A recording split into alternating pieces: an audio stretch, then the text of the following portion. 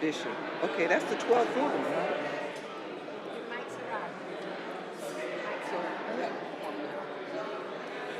Will all of the council, please turn. Will all of the council members come to the well so that we can start the meeting? I'd like to start at 7 o'clock. All of the council members to the well so that we can start the meeting.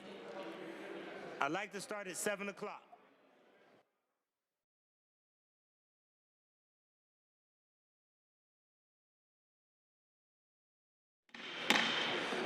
Madam Clerk, please call the roll. Griffin. Here. Bishop. Conwell. Here. Gray. Hairston. Harsh. House Jones. Jones. Casey. Kelly. Moorer. McCormack. Palencic. Santana. Slife. Spencer. Starr. You have a quorum, Mr. President. Thank you. Will everyone please rise for a moment of silence followed by the Pledge of Allegiance?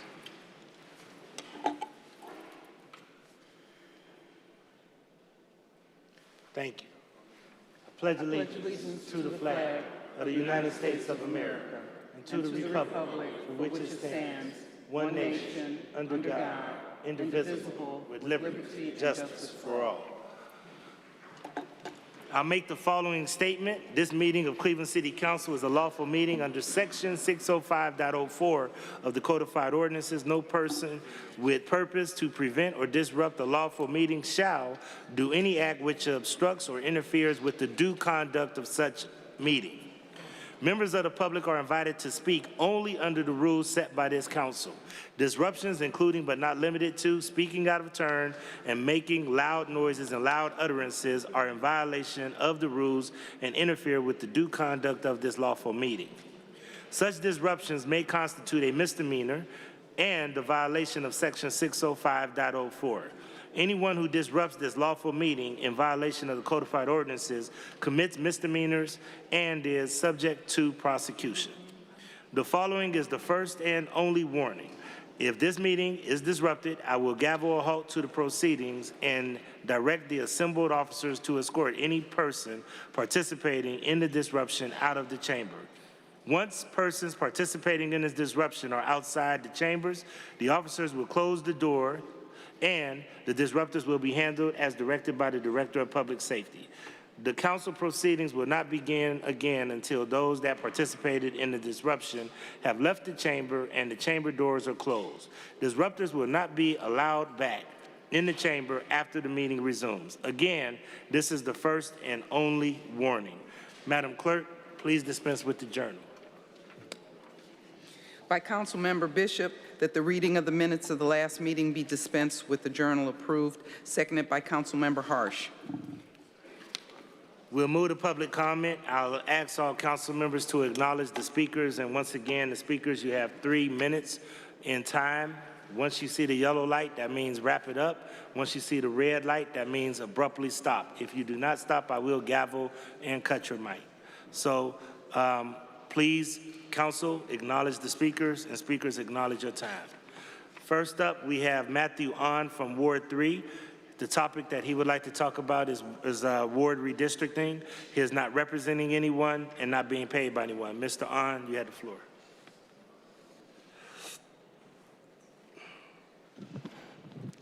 Greetings, Council. How's it going, everybody? Good to be back here in front of you. I am here to talk about the redistricting process in advance of next year's City Council elections. We've been talking a lot about redistricting and gerrymandering over this past year, and as we know, the question of redistricting and fair maps, it's not just an issue of what the maps look like. It's an issue of faith in government, and it becomes an issue of voter suppression. I won't go into it in detail, but as we saw with this year's issue 1, people have more faith in government when they believe that their vote makes a difference. And when they see districts that are drawn for incumbent protection, that erodes their faith in government. Cleveland residents oftentimes operate under the perception that these seats are seen as belonging to individual people. I think this is part of the reason, not the whole reason, but part of the reason that we've seen continually declining turnout within the city for years. As I said in my public comment back in April, it is very easy to tell when maps are drawn for incumbent protection. And so, if we are to reverse this trend of declining turnout in the city of Cleveland, we have to demonstrate to voters that their vote matters. The easiest way to do that is on the local level. The easiest way to do that is to ensure that we have elections that people believe that their vote can influence. While I appreciate the 3 meetings that were held this fall regarding the map drawing process, they were put on with relatively little notice and relatively tight deadlines for public input. Had I personally not made maps way far in advance of those meetings, I likely would not have myself had time to make maps and submit them before the November 3rd deadline that was provided. Because, like many other civically engaged folks in this town, I was working on things related to the 2024 election. I've also seen already more than one community member who decided to try their hand at map creation after the election and after that November 3rd deadline. Again, most of the community members who are plugged into this process and understand its importance were also occupied with election matters until November 5th. Therefore, I have 3 requests of the map drawing process as we continue on. First, I would request that map submissions be reopened through the end of this month so that residents who are busy with election matters have a meaningful opportunity to submit their maps. Second, I would request that these map submissions be made available to the public along with any proposed map that is introduced with an opportunity for feedback. Third, I would request that that feedback can happen at public meetings with at least 1 week of notice and with at least 1 week of map release before then, so that the proposed map can be discussed and some presentation may be made by the consultants about what they consider during the map drawing process and why they believe their map fulfills all of the considerations. Thank you very much. Next, we have Fauzi Badur. Fauzi Badur is from Ward 11. He wants to talk about the Cleveland Browns. He's not representing anyone, and he's not being paid by anyone. Fauzi, you had to... Thank you. Good evening. First, talking about the Browns, we don't owe them anything. I mean, people that spent $100,000 to defeat issue 1, so many millions to donate it to in the presidential election. Cleveland should not pay him a cent, nevertheless build him a stadium or give him billions of dollars. That's how much I'm going to talk about the Browns. There is more important subject I'd like to. A year from now, this council will lose one of the best ever represent a community in this chamber. Councilwoman Jenny Spencer represented the community faithfully. Added to that, she added honesty, decency, integrity, dignity, responsibility, and above all, loyalty.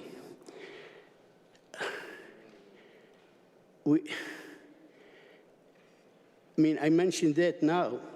I could have waited till the end of the year, but should she change her mind? The seat is hers, regardless of what happened in the distributor. Jenny, your name is too big. On July 11, 2023, you and us in the community, though we knew you before, we started a path of friendship with you. And that will stay with us as long as we breathe.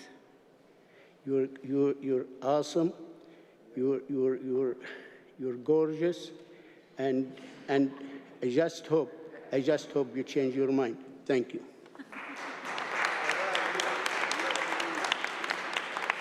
Next, we have Sean Weiler. Sean Weiler is from Brecksville. He's here to talk about the rule of law.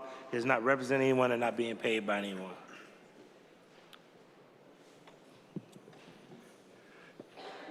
I address the Cleveland City Council through the Council President. Good evening, Councilman. Today I'll talk about the rule of law. There was a partial quote from a YouTube video worth repeating. It is from the video Medieval Foundations of Limited Government, Dr. Andrew Willard Jones. This starts at about 3 minutes and 19 seconds and goes to about 5 minutes and 18 seconds. Quote, or maybe we have some things to say with regards to the rule of law, and so we talk about Magna Carta. Now, these things are true so far as they go and no doubt useful, but it still feels like we are searching for something and then are very pleased with ourselves that we have found this little tidbit here or there. Oh, there is something that we can use. There is a problem here, though, with especially this whole rule of law thing, with that line of thought. The rule of law, as understood by most modern liberals, and the rule of law of the Middle Ages are almost exact opposites. To the moderns, the rule of law is based on an universal abstract code that encases the whole of society like a box, so that every man and every one of his social interactions has immediate recourse to its disinterested arbitration. The medievals had absolutely nothing that even vaguely approached this in practice or in theory. The universal thing for them was not a code, it was justice itself. And this justice was instantiated in the very lives of people in what we call custom. They were not ruled then by, as the saying goes, laws and not men. This isn't true. They were ruled by truth, by morals, by right and wrong, and this rule was always, always mediated through prudence and honesty, the virtues of men. So I think the rule of law talk sometimes has a bit of bait and switch going on, playing on the word law, as if positive constitutional law and the customary law are two manifestations of the same sort of thing. They are not, unquote. So it should be apparent that there is a major misunderstanding on the nature of law nowadays. I submit that it has been by malicious design. Otherwise, this smartphone that I used to use wouldn't have been permanently damaged by, I allege, criminal mischief caused by malware that without a doubt was present on it on the morning after I watched this video and created almost the whole above quote from the transcript. To understand the rule of law, it is necessary to understand exactly what law is. The definition is, quote, an ordinance of reason designed for the common good and promulgated by one who has charge of the community. As such, any ordinance for evil is not law. Such an ordinance could best be thought of as coercion. Time, thank you. Okay. Next, we have Amber Gibbs from Ward 12. They talk about services for people with developmental disabilities and their families. She's from the Cuyahoga County Board of Developmental Disabilities and not being paid, by the way. Amber, you have the floor. Good evening, Council President, Council members. My name is Amber Gibbs, and I'm the CEO of the County Board of Developmental Disabilities. I'm here tonight to reintroduce you to Cuyahoga DD and talk about the work that we do. Our mission is to support and empower people with developmental disabilities to live, learn, work, and play. We support more than 15,000 people each year in Cuyahoga County, and last year we served over 3,800 people who reside in the city of Cleveland that have a developmental disability. 2/3 of our $180 million budget comes from a $3.9 mil continuous levy that voters last generously passed in 2005. From birth through adulthood, we support people with DD to live their best lives. We provide things like early intervention services from birth to age 3 to help children meet milestones. We provide therapy services, consultation to schools in every district and suburb to help children with disabilities excel, transition services for young adults graduating from high school, housing and employment services, and assistive technology supports. We are a very different agency than we were just 5 years ago. In 2019, prior to the pandemic, we were forced to privatize our adult day employment and transportation services as a result of a federal mandate. Since then, we've made ourselves really step away from what we used to do and make sure that people in the community still know who we are and what we can do for people with disabilities. In 2023, we launched the CSU RISE program, which is an innovative program at Cleveland State University that gives students with disabilities the opportunity to take classes and learn independent living skills and work on campus just like their typical peers. We're doing innovative work in housing, like our Tri-Tech apartments in Lakewood, that are 4 typical community rental apartments in a building outfitted with technology and remote supports. People with disabilities can live there for 3 to 4 weeks and learn independent skills and go home with the ability to install technology in their home and be more independent. Later this year, we're going to open our 2 first tiny homes in a community nearby on the grounds of another home with people with disabilities. So the individuals living there will have independence, yet the safety of staff nearby 24/7 if they need them. We partner with other youth-serving agencies like the Department of Children and Family Services, the Adams Board, and the Family Children First Council. We supported both the opening of the T-Suites, and we're working with them on the Children's Wellness Campus to support Cuyahoga County children. We invest in communities in many ways, giving over $1 million in grants to every community in Cuyahoga County over the last 2 years, helping install up to 13 universal changing tables throughout our county, including one right here at the Cleveland Public Library, giving grants for programming and accessibility. I'm here to make sure that you know who we are, that if your constituents need us, we are just a phone call away, and to say to you, we are here to help, especially as you consider how to make City Hall and the City of Cleveland a more accessible place for all people of all abilities. Thank you. Thank you.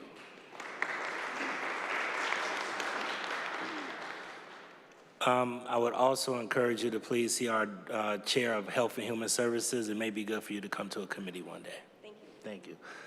Minister Kevin Baldwin, Ward 6, is here to talk about social urgency and community reform. He is representing the True Holiness Temple, but he is not being paid by anyone. Mr. Baldwin, you have the floor. Good evening, everyone. Happy holidays to you all. You know, my name is Minister Kevin Baldwin. I represent the faith-based community. However, my presence here tonight is the role of a crisis manager. You know, during the pandemic, I didn't know what the fallout would be when it was over, so I had a vision for the city of Cleveland called Operation Safe Landing. Operation Safe Landing is based on social restoration through community engineering. Tonight, I just wanted to present 5 social urgencies that caught my attention. Point 1, how unresolved trauma affect our families and our communities. Point 2, understanding intergenerational trauma and how it relates to systemic trauma. Point 3, serving communities traumatized by war. And when I say war, I'm thinking about, you know, the 4 characteristics of war: the human dimension, the political dimension, the ever-dreaded dimension of uncertainty, and the everyday dimension of contest of wills. And something we were working on, we had efforts in place prior to the pandemic, and we were working on discerning community vulnerabilities and discover the source of it. And point number 5, acknowledge how bravely speaking up and sharing truths about injustice creates space for others to do the same. You know, if we all work together and give it our best, we can give the city of Cleveland a safe landing. And when I think about the future of the children, it's about building legendary cultures. This is not for us, this is for them, and their future deserves a safe landing. 3 words: polarity, cohesion, and gravity. If everybody gets polarized, we can achieve the right cohesion we need, because polarity times cohesion equals the gravity of an organization or intent. So let's all come together, go to the drawing board, and give our city a safe landing. And I yield the floor. Be blessed on every side. Thank you, sir. Next, we have Theodore Waddle from Ward 15. Theodore would like to talk about redistricting. He's from a coalition for a better Cleveland and not being paid by anyone. Theodore, you have the floor. Distinguished councilors, Mayor Bibb, good evening. It was my hope to come before you today with the wind of issue 1 at our back. Sadly, that is not our reality today. And while the statewide political fallout continues, we have before us the opportunity as a city to continue building the transparency, trust, and good governance which we had hoped to enshrine. I'm grateful to stand before you having attended one of the redistricting feedback sessions, a first for Cleveland, a standing room only exercise in participatory democracy that this moment mandates that we build upon. However, I must highlight several shortcomings. First, the rushed timeline. Redistricting should have started much earlier. By September 2022, this body likely had the census data necessary to begin the public feedback period. Waiting until the brink of a divisive election to gather public input was a mistake. Second, the inadequate 7-day notice compounded the issue. While the council president indicated in September that meetings would happen, this does not excuse the short notice. It creates barriers for single parents, working individuals, the elderly, and others without personal vehicles, flexible schedules, or freedom from caregiving responsibilities. Third, the complex feedback process poses yet another obstacle. The online map tool was initially presented as the only way to participate, requiring residents to draw all wards, not just their neighborhoods. At the Thursday session, and only after pressure from multiple residents, the consultants clarified that partial maps or emailed comment were acceptable. But this clarification came late. East Side residents attending earlier sessions, predominantly Black Clevelanders, were not given the same understanding. I will leave the potential impact of that disparity to speak for itself. Thankfully, there is much time to chart an improved course. I urge this body to provide the same level or better of public engagement once a map is selected, to ensure at least 2 weeks' notice for public meetings, and to allow residents to share insights about their neighborhoods without undue burdens. As we sit among one another here today, there are Black leaders facing trumped-up murky charges, the Haslams and others coming before you with hands outstretched for public dollars while cutting six-figure checks to oppose Issue 1, and a school, community, and Cadell Park with a ward boundary cleaving right down the center. These challenges and others necessitate a transparent, democratic, trust-engendering conclusion to this redistricting process. It is my hope that this body makes such a reality. Council President, Mayor Bibb, thank you for your time. Thank you. Next, we have Kayla Pincus from Ward 3 to talk about the Community Police Commission not representing anyone and not being paid by anyone. Kayla, you have the floor. In 2015, the DOJ sued Cleveland for harmful police practices. The settlement we reached was a gift that spared us from bankruptcy, allowed existing leadership to remain in place, a rare concession, and created a path for lawful policing benefiting both our community and officers. The decree recognized that Cleveland problems benefit from Cleveland solutions, establishing equal representation from the 3 police labor associations on the CPC, the FOP representing supervisors, the Cleveland Police Patrolmen's Association representing non-supervisors, and the Black Shield, which advocates for all Cleveland officers, emphasizing equality for minorities. Despite this, only the FOP has CPC representation.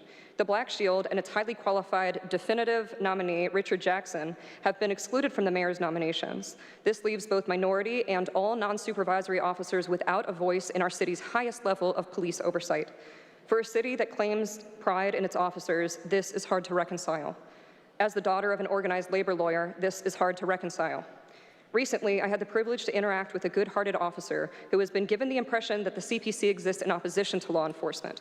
It's this type of political gamesmanship that artificially sets the community and officers up against each other, and it's just wrong.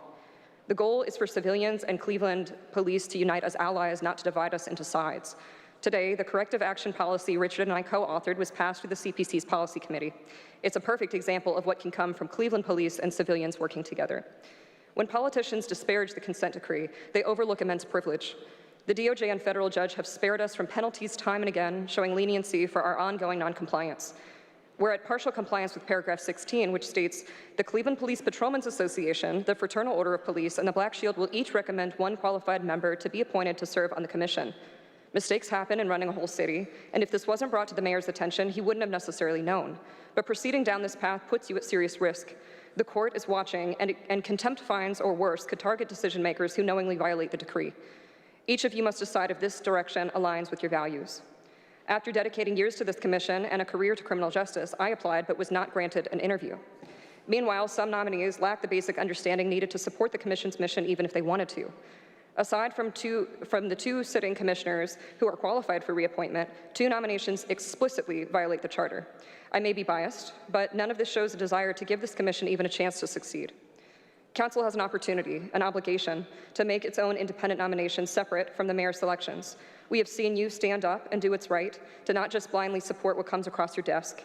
At the least, I urge you to support the Black Shield's nominee, Richard Jackson. You have until the end of the year to complete the task on your own, or the court's orders take it out of your hands. In closing, it's easy to get caught in our own echo chambers, myself included. If you'd like to discuss this, challenge any points, or brainstorm solutions, please reach out. Thank you. Next, we have Austria Everson, Buckeye Woodland. Topic, John's Law, representing New Era Cleveland, the Love Project movement, not being paid by anyone. Austria, you have the floor.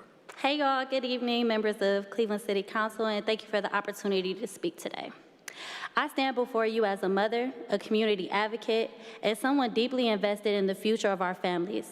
I am here to present John's Law, a transformative proposal designed to address the systematic challenges within our juvenile and family court system and bring healthy stability and safety to our communities. John's Law is built on actionable components aimed at fostering healthier families and reducing the violence and dysfunction we see in our neighborhoods. Here are some of the core provisions. Guardian ad litems will be required to have social work training to ensure they prioritize the well-being of an entire family. 2, mandatory co-parenting education and conflict resolution training will equip parents with tools to work together even in contentious situations. 3, every family will be assigned a family support coach who acts as a neutral facilitator to foster cooperation and cohesion between households. 4, all court personnel, including judges, will undergo annual trauma-informed care and cultural equity training to better understand the challenges that families face, especially in underserved communities. And 5, specialized court units will serve families with special needs, providing tailored support for children with autism and other disabilities. The data speaks to why these changes are urgently needed. Studies have shown that unresolved parental conflict is one of the leading contributors to juvenile delinquency, mental health challenges, and even violent crime. For instance, children exposed to high conflict environments are 10 times more likely to develop behavioral issues and engage in criminal activity as teens. In Cleveland, where youth violence remains a critical issue, this is a cycle we cannot afford to let continue. John's Law also focuses on community healing. Mediation programs and trauma-informed practices have been shown to reduce repeat court visits by up to 50% and improve long-term family outcomes. By addressing root causes such as unhealed trauma and broken family dynamics, we can create safer and healthier neighborhoods. I speak from a personal experience. I am currently in a custody battle where I have witnessed firsthand how the current system can be weaponized, escalating conflict rather than resolving it. This is not just my story, it's the story of countless families in Cleveland who feel voiceless and unsupported.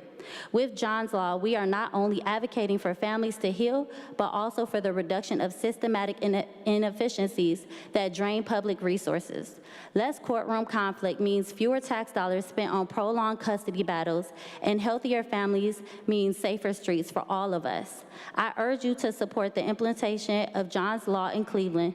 Together, we can lead the nation in addressing the root causes of family dysfunction and build a system that prioritizes healing over punishment. Thank you very much, and all power to the people. Free Chairman Fahim.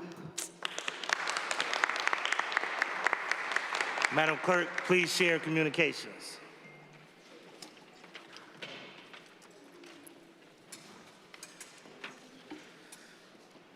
File number 1279, 2024, from Mayor Justin Bibb, appointment to Lead Safe Advisory Board.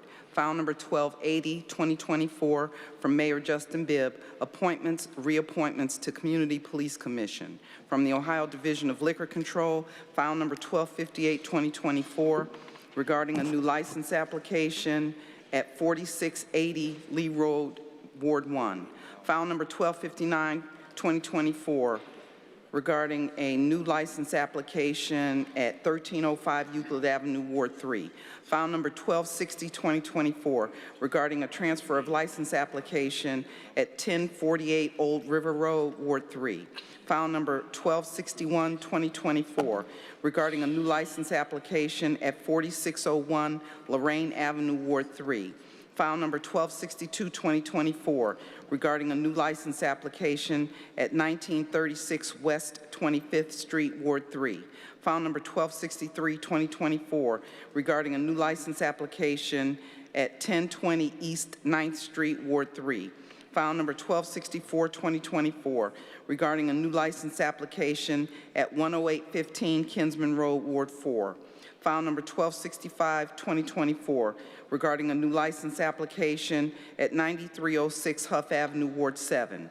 File number 1266, 2024, regarding a transfer of ownership application at 768 East 200th Street, Ward 8. File number 1267, 2024, regarding a new license application at 552 East 152nd Street, Ward 8. File number 1268, 2024, regarding a transfer of license application at 3314 Broadview Road, Ward 12. File number 1269, 2024, regarding a transfer of ownership application at 3500 Brook Park Road, Ward 13. File number 1270, 2024, regarding a transfer of ownership application at 13710-12 Lorraine Avenue, Ward 16. File number 1271, 2024, regarding a transfer of ownership application at 15803-07 Lorraine Avenue, Ward 17. Thank you. Condolence resolutions.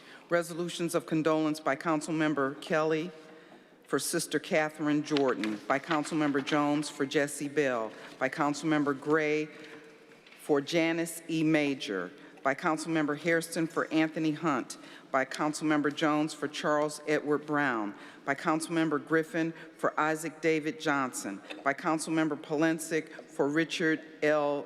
Vadnell, by Councilmember House Jones for Theodore J. Ted Horvath.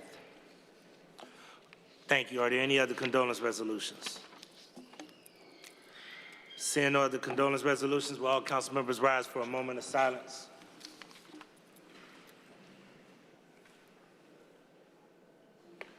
Thank you. Are there any congratulatory resolutions?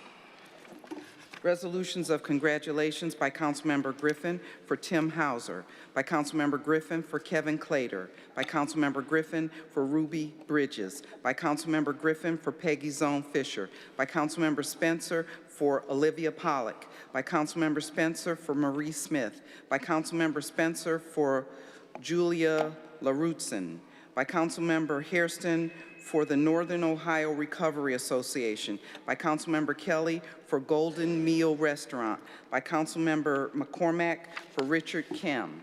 Resolutions of recognition by Councilmember Conwell for MCAI 2024, by Councilmember Griffin for Bridget Hill, by Councilmember Griffin for Constance Murphy, by Councilmember Griffin for Costella Goodman, by Councilmember Griffin for Darlene Pascal, by Councilmember Griffin for Shirley Goodman, by Councilmember Griffin for Tangi Hart, by Councilmember Griffin for Yvette William, by Councilmember Griffin for Raymond Ellington. Thank you. Councilman Conwell has two presentations. Can we open up the well for his guests? And asking if his first guest can come through first. Please open up the well for the guest that he has coming forward. And Councilman Conwell has two presentations he would like to make. We'll do Angela Davis first. She's been around quite some time. Okay. Good to see you, man. This young lady has been an activist for a long, long time. You know, longer than you've been around, Star. She's been an activist helping in the community, and she got her flowers a few months ago by the President of the United States of America. And it's good to be honored by your own city after you were honored by the country. You have helped us out in a lot of issues in the city of Cleveland. Ever since I met you, you've been out in the community working, fighting, battling for the people, and I really, truly respect you. And let me say this, you're receiving a Lifetime Achievement Award from the Office of the President of the United States for your phenomenal efforts, countless hours of hard work, commitment, and dedication to this great nation of ours.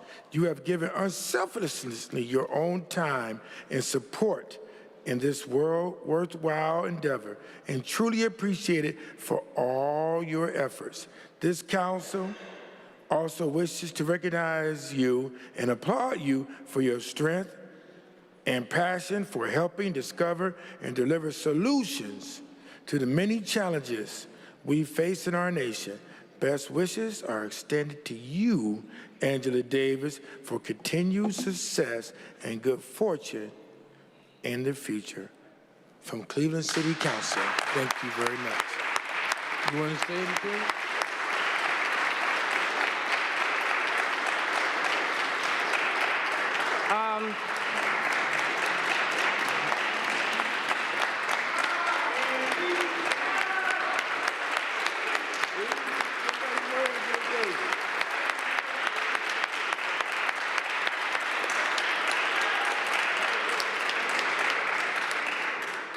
I just want to say thank you to my mom who was in the audience. Where your mother at? Can you bring her up?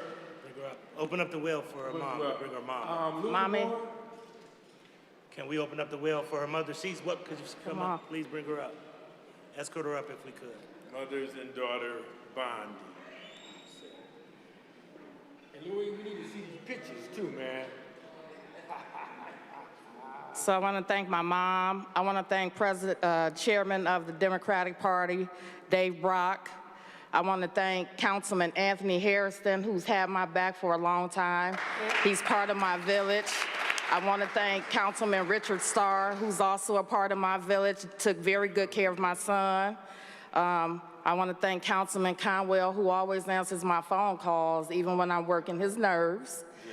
I got to thank my OG, Sherry Bowman, for always helping me out with everything. I just want to thank everybody. I couldn't do the County Councilman Pernell Jones as well, and my councilman, Carrie McCormick, and Councilwoman Jenny Spencer. She and I have formed a great bond. I'm going to miss you. I hate that you're only doing one term, but I understand. I just want to thank the city of Cleveland and Ohio and this whole entire country for allowing me to be a servant. My mom, I work her whole nerve every day, all day, but so I'm just grateful and thankful that God allows me to get up every morning to just help his people be better. And Senator Shirley Smith, I'm glad to see you here. I'm very honored that I was able to get you to come to the city of Cleveland, because you don't do it often too much since you got out of the limelight. So just thank you. I appreciate each and every one of y'all.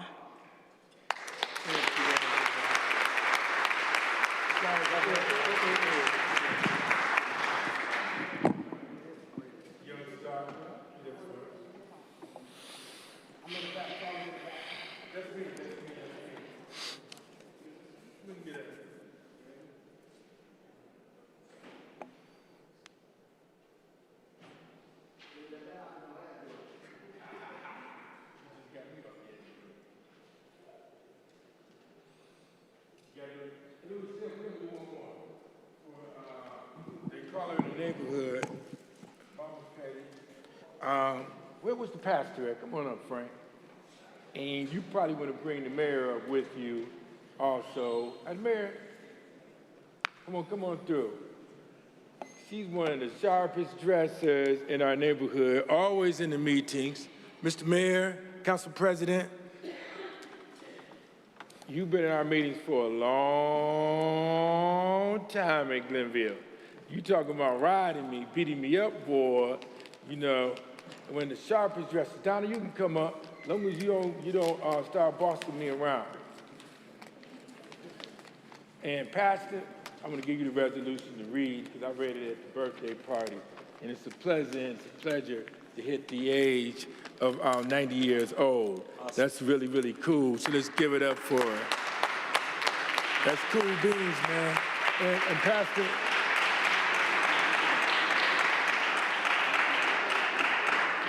Council President, Mayor, we all tight in. Yeah, man, you do what you do. You're the pastor.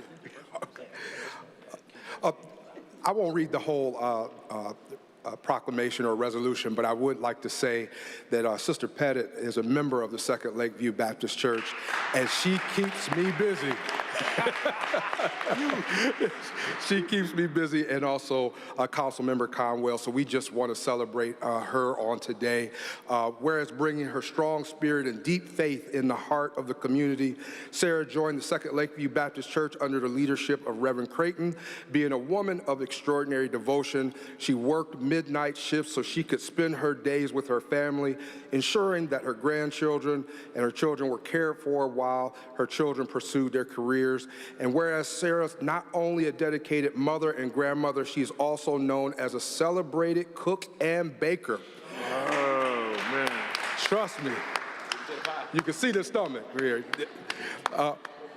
Her creativity and care in the kitchen were unparalleled. Sarah's children never had the same lunch twice, and she always prepared a different dessert each night. Sarah fed both body and soul with her love and thoughtfulness. It's no surprise that everyone who knows her holds her dear, and in her lifetime, she has had the wonderful opportunity to witness many historic events, and of these moments woven into her life story stands as a testament to her strength, resilience, and adaptability. We just thank Sister Pettit for coming out today, and we love her so much, especially at 90, looking this good. Yeah. Amen. Amen. You know, there you are. Yeah. I'm not a talker, but I just want to thank Conwell for inviting me down for my 90th, and I'm just blessed to be here for 90 years, so I just want to thank everyone. Oh, man. You know, yeah, let's do this. You know, what I noticed about you, I was watching the film, Mama Petty, you jumped right out of that chair. Your bone density is great, your balance is great, and all of that, so you better not get out of line. Your mother still...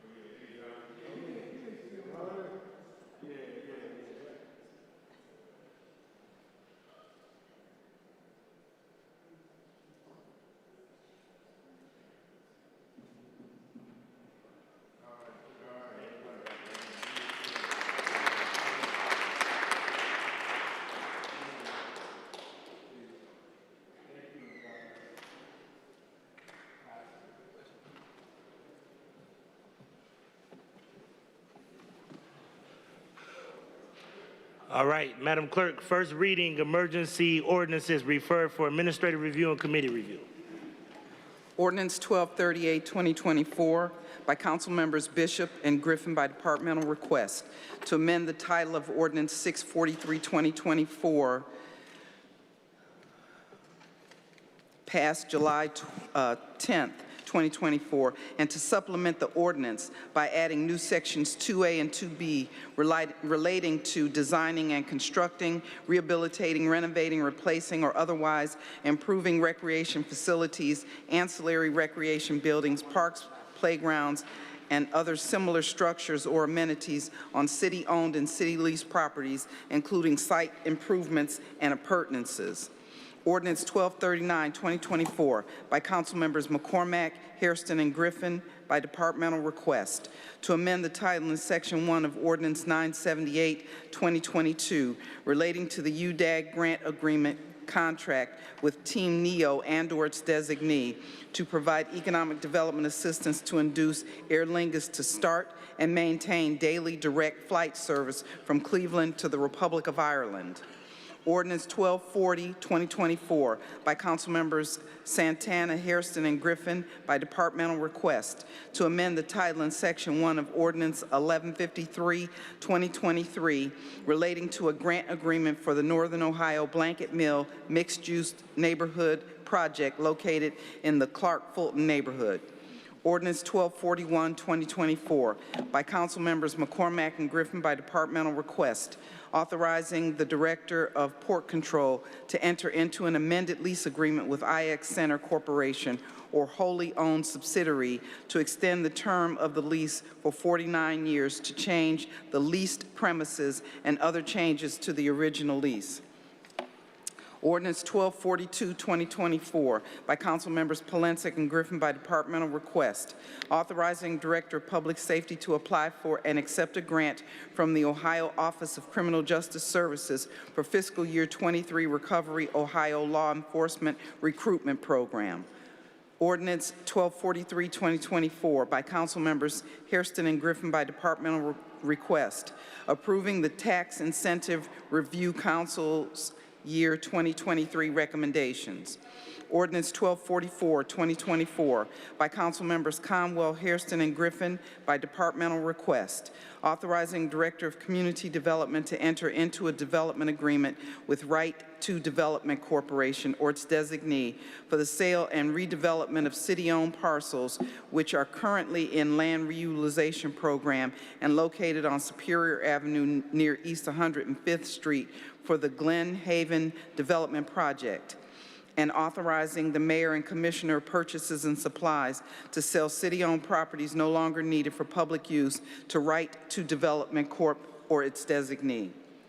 Ordinance 1245, 2024, by Council Members Polensek, Bishop, and Griffin by departmental request, authorizing the Director of Capital Projects to issue one or more permits to the Cuyahoga County Department of Public Works to encroach into the public rights-of-way of East 156th Street and Shore Acres Drive, installing, using, and maintaining a 10-foot wide asphalt multi-purpose trail.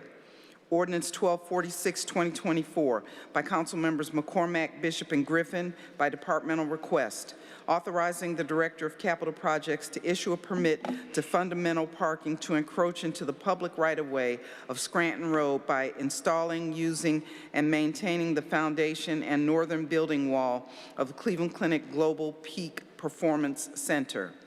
Ordinance 1247, 2024, by Council Members McCormack, Bishop, and Griffin by departmental request, authorizing the Director of Capital Projects to issue a permit to Huron Holdings to encroach into the public right-of-way of Scranton Road by installing, using, and maintaining the foundation and southern building wall of Cleveland Clinic Global Peak Performance Center.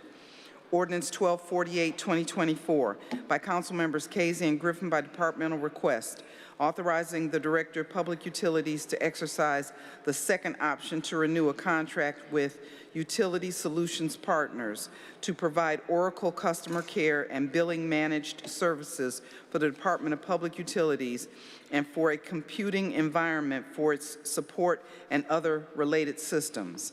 Ordinance 1249, 2024, by Councilmember Griffin by departmental request to make additional appropriations of $20 million to the general fund. Ordinance 1250, 2024, by Councilmembers McCormack and Griffin by departmental request, determining the method of making the public improvement of designing and constructing various types of structures at Cleveland Hopkins International Airport, authorizing the Director of Port Control to enter into one or more contracts for the making of the improvement. Ordinance 1251, 2024, by Council Members Bishop and Griffin by departmental request, authorizing the Director of Parks and Recreation and/or Director of Public Works and the Director of Finance to contract with one or more temporary employment agencies to provide professional services to supply temporary and seasonal personnel for the Department of Parks and Recreation and/or Department of Public Works for Project Clean program for various departments of the city for a period of up to 1 year. Ordinance 1272, 2024, by Council Members Polensek and Griffin by departmental request, to enter into an amendment to the agreement entered into under Ordinance 1250, 2023, relating to the 2024 Cleveland Youth Diversion Program. Ordinance 1273, 2024, by Council Members McCormack, Hairston, and Griffin by departmental request, authorizing the Director of Economic Development to sign a petition in support of continuing the Downtown Cleveland Improvement District and to request that certain city properties be included in that district. Ordinance 1274, 2024, by Council Members Slife, Bishop, Casey, and Griffin, by departmental request, determining the method of making the public improvement of both designing and installing an on-site solar, photovoltaic, and battery energy storage-ready system at the Gunning Park Recreation Center, authorizing Director of Capital Projects on behalf of the Office of Sustainability to enter into one or more contracts with Amerisco Incorporated for the purpose and also for operating and maintaining the system after installation, and authorizing the purchase of materials, equipment, supplies, and services to implement the improvement. Ordinance 1275, 2024, by Council Members Hairston and Griffin by departmental request, authorizing the Directors of Economic Development and Finance to enter into an agreement under the Job Creation Income Tax Credit Incentive Program with Team Wendy, LLC, or its designee, to assist with project financing for the facility located at 17000 St. Clair Avenue. Ordinance 1276, 2024, by Councilmember McCormack, authorizing the Director of Economic Development to enter into a grant agreement with the Merrick House to provide economic development assistance to partially finance renovation of Merrick House's security systems, kitchen, bathroom, and gymnasium wall in order to increase client capacity for early childhood education and child care. Thank you. First reading, emergency ordinances to be passed. Ordinance 1252, 2024, by Councilmember Hairston, to amend Section 2 of Ordinance 1120, 2024, relating to the agreement with Famicos Foundation for the 2024 5 Points Senior Meal Program. Ordinance 1253, 2024, by Councilmember Polensek, to amend Section 1 of Ordinance 1149, 2024, relating to a First Amendment agreement with LMB Consulting for Cleveland City Council. Thank you. Read the motion to suspend the rules. By Councilmember Bishop, that the rules be suspended and the legislation just read be placed on final passage, seconded by Councilmember Harsh. Call the roll. Griffin, Bishop, Conwell, Gray, Hairston, Harsh, House Jones, Jones, Casey, Kelly, Moore, McCormack, Polensek, Santana, Slife, Spencer, Starr. 17 yeas. Call the roll on passage. Griffin, Bishop, Conwell, Gray, Hairston, Harsh, House Jones, Jones, Casey, Kelly, Moore, McCormack, Polensek, Santana, Slife, Spencer, Starr. 17 yeas. First reading, emergency resolutions referred for administrative review and committee review. Resolution 1254, 2024, by Council Members McCormack, Bishop, and Griffin, by departmental request, declaring the intent to vacate all of Joy Court and Day Alley. Thank you. Read the motion. First reading, emergency resolutions to be adopted. Resolution 1255, 2024, by Councilmember House Jones, objecting to the transfer of location of a D3A, D2, D1, D6, D3 liquor permit to 3614 Euclid Avenue. Resolution 1256, 2024, by Councilmember Casey, withdrawing objection to the transfer of location of a D1, D2, D3, D3A, D6 liquor permit at 3670 West 130th Street, and repealing Resolution 952, 2024, objecting to said permit. Resolution 1257, 2024, by Councilmember Griffin, withdrawing objection to the transfer of ownership of a C2, C2X liquor permit at 11543-45 Mount Carmel, lower level, and repealing Resolution 596, 2024, objecting to said permit. Resolution 1277, 2024, by Councilmember Conwell, recognizing November 15th as National Drummer Day. Resolution 1278, 2024, by Councilmember Griffin, strongly urging the Public Utilities Commission of Ohio to reject Enbridge Gas Ohio's request to increase revenues by 25.5% and instead adopt the PUCO staff recommendation to decrease those revenues by 24.6 to 27.5%, and further urging the PUCO to reject all Enbridge Gas Ohio's request to revise its rate base because such revisions unfairly burden City of Cleveland residents, especially people of color and low-income residents. Councilwoman House Jones on that point. Yes, thank you. Please ask the other sponsor of Resolution 1278, please. So noted. Do you have that recorded for Councilwoman House Jones? Yes. All right, thank you. Please proceed. Read the motion to suspend the rules. By Councilmember Bishop, that the rules be suspended and the legislation just read be placed on final passage. Seconded by Councilmember Harsh. Call the roll. Griffin, Bishop, Conwell, Gray, Hairston, Harsh, House Jones, Jones, Casey, Kelly, Moore, McCormack, Polensek, Santana, Slife, Spencer, Starr. 17 yeas. Call the roll on adoption. Griffin, Bishop, Conwell, Gray, Hairston, Harsh, House Jones, Jones, Casey, Kelly, Moore, McCormack, Polensek, Santana, Slife, Spencer, Starr. 17 yeas. Thank you. Second reading emergency ordinances to be passed. Ordinance 586, 2024, by Council Members Casey, Bishop, and Griffin, by departmental request. Authorizing the procurement by one or more requirement contracts for the rental of various types of heavy-duty equipment for the divisions of Water, Cleveland Public Power, and Water Pollution Control of Department of Public Utilities, and for the Department of Public Works for a period of 2 years. Ordinance 940, 2024, as amended by Council Members Bishop and Griffin by departmental request. Authorizing the Director of Public Works to enter into one or more contracts with Ski Data, Inc. for the professional services necessary to provide software, hardware, training, technical support, and maintenance for the parking access and revenue control systems at Willard Park Garage and Gateway East Garage for the Division of Parking Facilities, Department of Public Works, for a period of 3 years.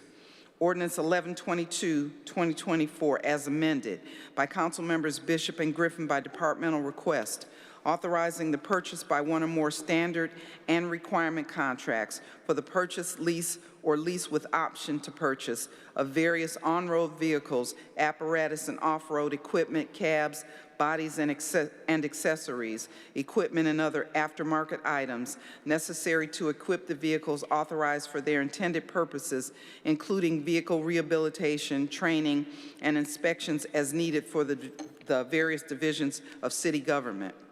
Ordinance 1146, 2024, as amended by Council Members Conwell, Bishop, and Griffin by departmental request, authorizing the Director of Capital Projects to enter into one or more agreements with the City of East Cleveland, authorizing the City of East Cleveland to construct improvements on Woodlawn Avenue as Phase 1 of the Circle East Transformational Project located in the cities of East Cleveland and Cleveland, and to cause payment of Cleveland's share. Ordinance 1201-2024 by Councilmember Griffin by departmental request, authorizing the Director of Finance to pay as moral claims the sums opposite the names of the claimants. Thank you. Read the motion to suspend the rules. By Councilmember Bishop, that the rules be suspended and the legislation just read be placed on final passage. Seconded by Councilmember Harsh. Call the roll. Griffin, Bishop, Conwell, Gray, Hairston, Harsh, House Jones, Jones, Casey, Kelly, Moore, McCormack, Polensek, Santana, Slife, Spencer, Starr. 17 yeas. Call the roll on passage. Griffin, Bishop, Conwell, Gray, Hairston, Harsh, House Jones, Jones, Casey, Kelly, Moore, McCormack, Polensek, Santana, Slife, Spencer, Starr. 17 yeas. Thank you. That ends the legislative portion. We want to acknowledge a few people that are here, and whenever we have my counterpart and my good friend from County Council that is here today, we got to make sure that we ask him to stand up and acknowledge him. County Council President Pernell Jones.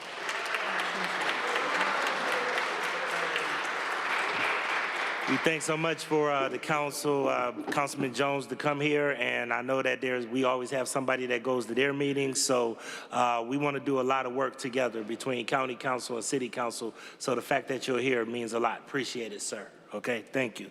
I know that there was a couple of other people here. Former State Rep Shirley Smith was here, but I know that she left, and also the county chair, David Brock, he left as well. So I did want to acknowledge them. Are there any other introductions? Any other introductions? Any other introductions? Seeing no other introductions, are there any announcements? Any announcements? Councilman Mike Polinsik and then Councilwoman Stephanie House-Jones. Thank you, Mr. Chairman, my honorable colleagues, Madam Clerk, Honorable Mayor. Friday at 1:30, we will hear the several pieces of legislation, including 1080, which is the street takeover legislation. We've done this. This is a special meeting because of the holidays, Thanksgiving next week.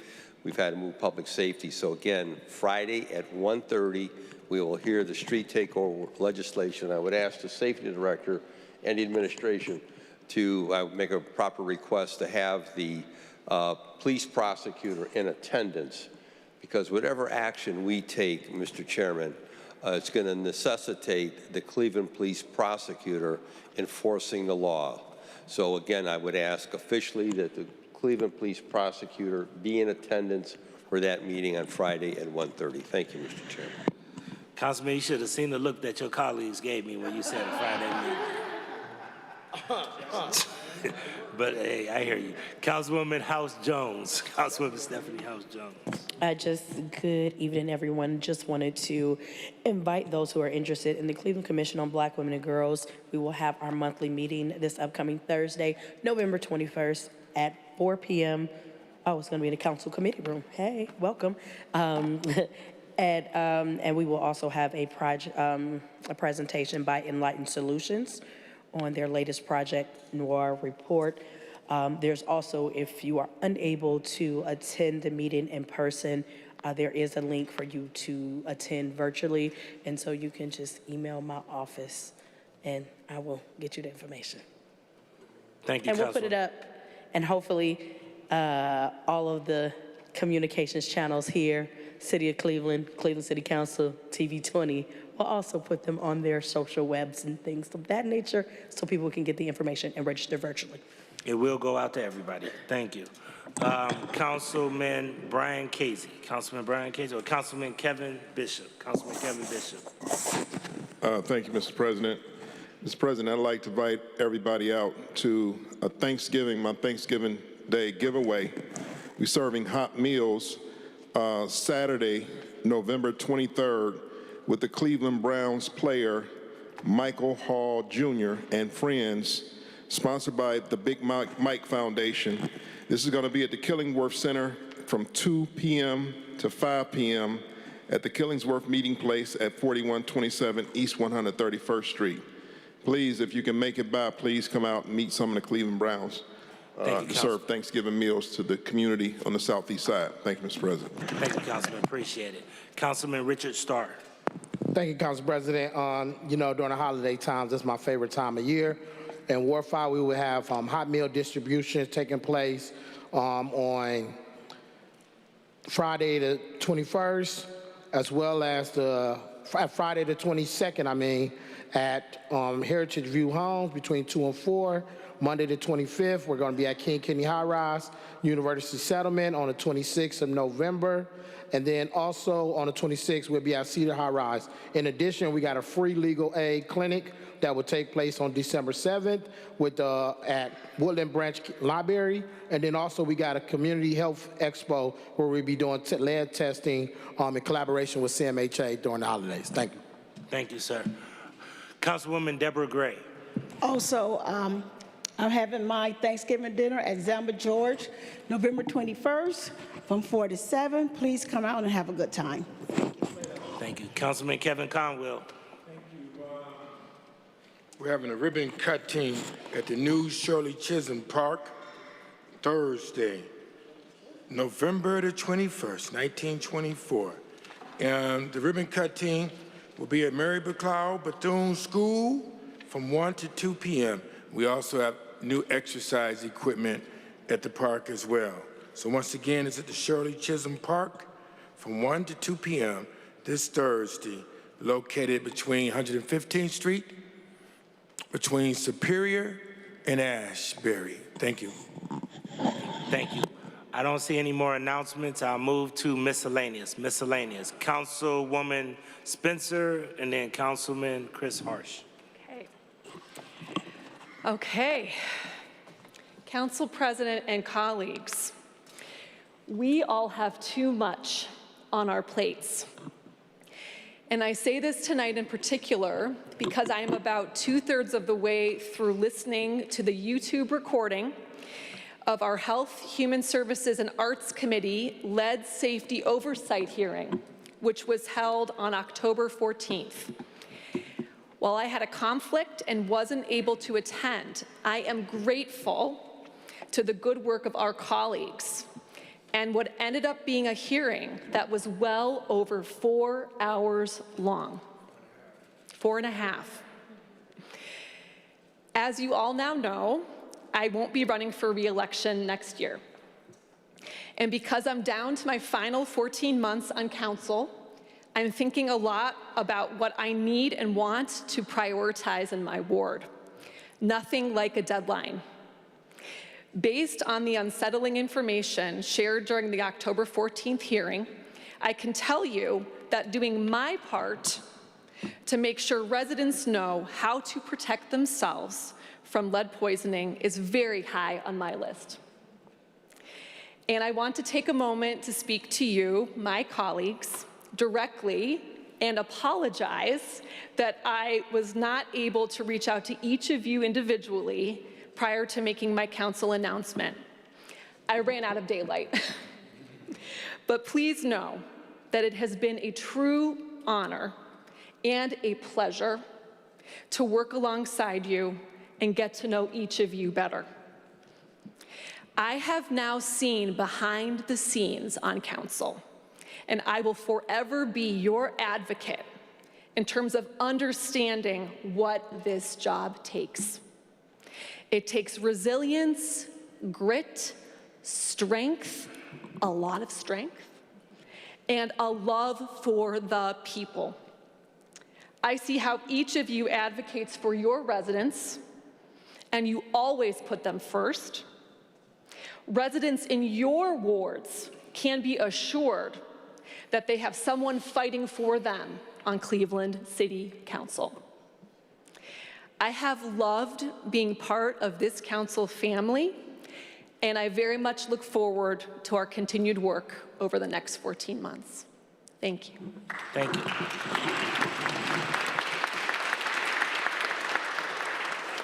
Thank you. Councilman Chris Harsh. Thank you, Mr. President. I want to resume my series of figures don't lie, but liars will figure. Because we repeat these things ad nauseum in this city, and it does us real harm. Last 2 weeks ago, I talked about the fact that there's never been 75% turnout. We should stop saying that. It's not true. This week, I want to pick up, I was going to leave this one alone, but then I heard somebody else say it a couple of weeks ago, somebody in City Hall. This is the oft-repeated claim that Cleveland is 2/3 functionally illiterate. Everybody's heard this one? It's used in a lot of fundraising. You've all heard this one. I've heard some of you say this. I looked into this, and I found the information, and I just want you to know this so that we can stop saying this. The evidence that Cleveland is 2/3 functionally illiterate comes from a Case Western Reserve University report from 2004, which was based on an initial study from 1997, which uses a survey from 1992, compiling a statistical model created in 1990. And in that 1992 survey, it was national. They surveyed 1,000 readers in the country, and 12 states were included, of which Ohio was one. So that means that, at best, 84 people taking a reading survey in 1992 is the basis of the evidence that Cleveland is 2/3 functionally illiterate. Luckily, I'm highly literate, and I read this whole thing for all of you, and you won't have to waste your time doing it. There are some rather frankly racist statistical analysis in here that I'd like to draw your attention to. They assign your population literacy points based on their education, which seems kind of fair, right? A graduate student starts off at 181 points. Somebody with a 4-year degree gets 140. Somebody with some high school starts at 79.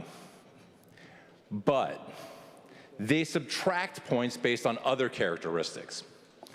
They subtract 0 points if you're white, 0 points if you're Native American, Asian Pacific Islander, or other, but they subtract 48 points if you're black. So let me repeat that.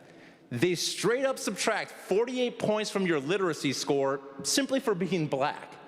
Cleveland is at least half black, and in 2004, when they did this, probably had a higher percentage. Of course, if you think I'm being silly, they also put a map in here showing the neighborhoods that scored poorly. And the high-scoring neighborhoods are Cam's, Old Brooklyn, and Edgewater, the 3 whitest neighborhoods. And essentially what this report does is it calls black folks in Cleveland functionally illiterate, all of them. It's absolutely absurd. I'm so sick and tired of hearing people say this. I hear this on NPR. I hear this in the media. I hear this as a fundraising pledge to try to get people to raise money. Mr. President, I have volunteered to help people struggling to read. I was in between jobs once. I went down to the Salvation Army on Clark, and I signed up to help struggling readers. We have a lot of people that are learning English as their second language in this city, and a lot of people that struggle with English as a result. And it's a very real issue and that we should all be focused on, and any illiteracy rate is too high. We should all try to get that number down to 0, but 2/3 functionally illiterate is an absurdity. It's an insult to the people of this town, and I hope that we can all stop saying it. Thank you.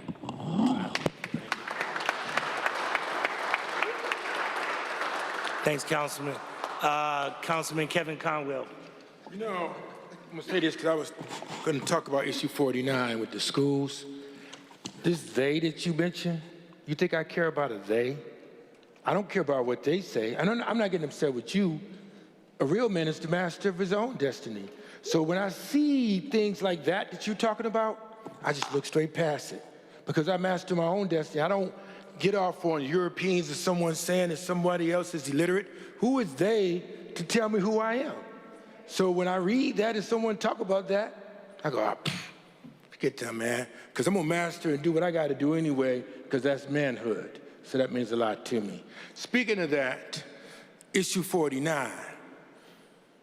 We passed issue 49, but Mr. Mayor and council members, we got to get more fathers into the schools. Like when we had Fatherhood Walk, children, 3/4 head of households headed by females, but they got to see fatherhood and they got to see males in the schools. It's not just taxes. People were jumping around, we passed the levy, we passed the levy. It got to be like what you and I was talking about, Kevin Bishop. Daddies in the schools and being engaged. We can't do it without engaged parenting. It's not just the taxes. Fathers have to be there reading to their children, and they have to see them reading. And mothers have to be reading to their children, and have to be an engagement. And many of my friends that left Glenville to have CPAs and MBAs, whatever the case may be, when they pass by East Tech, when they pass by John Hay, when they driving by Glenville and other schools and John Marshall, whatever the case may be, they got to stop by the schools and take time to read to the children. And children have to see success every single day. And they see that just by seeing Dad. And when you see Dad also, you know it's okay to walk away from a fight and you use emotional intelligence and all these kind of things. So it's not just the tax piece that I'm happy about, Mr. Mayor. We got to bring back PTAs. I was a PTA president in all my children's schools, PTA president. And you got to bring back SEC. You have to, and the teachers have to reach out to the parents, and they got to be engaged, and we got to work together. Our schools could become great and greater. The tax levy is passed, but you got to have engaged parents, and that's where I'm at, and that means a lot to me. But back to your piece, man, I don't care what them people say. Take care. Thank you. I know that Councilman Jones wants to have the floor, but I want to take a personal privilege if we could. Councilman Conwell just won a national award at the National League of Cities for the Americans for the Arts. So I want to make sure that we acknowledge him for that.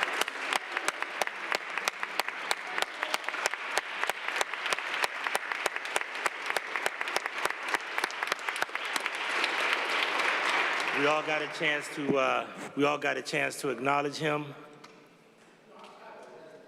Oh, okay. I'll bring you up after Councilman Jones. But I do want to make sure that we acknowledge him for that award. That was a very prestigious award, second national award that he's gotten, and really was good to see all of our colleagues there to support him. And he's really taken the arts and culture scene to another level on Cleveland City Council. So congratulations, Councilman Conwell. We really appreciate that.